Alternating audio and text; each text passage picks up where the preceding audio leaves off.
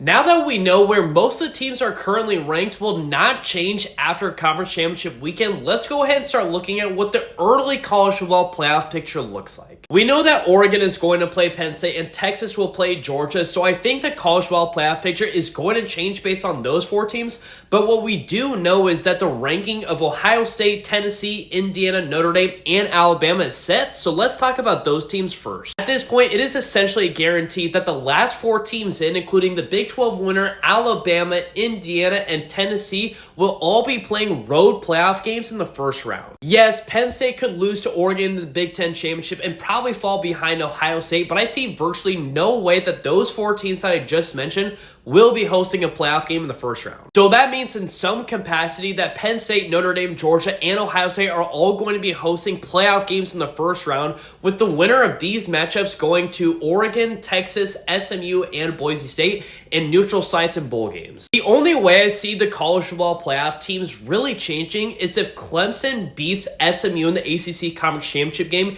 In that case, Boise State, I think, moves up to the 3 seed. Clemson goes to the 12 seed. Arizona State or Iowa State go to the 4 seed. And Alabama's knocked out of the playoff because I believe that SMU would be the last at-large team into the playoff. But unfortunately, according to the committee, the seasons of Miami, Ole Miss, and South Carolina are over. There's no way that they are going to go to the playoff because Warren Manuel, the college football playoff chair, said that they already have all the data points they need for the teams not playing inside the conference championships, so those teams have no shot at making the playoff. If we did get this playoff, though, starting next week, who would you guys pick out of this bracket to win it all? I'm so curious to hear your guys' takes.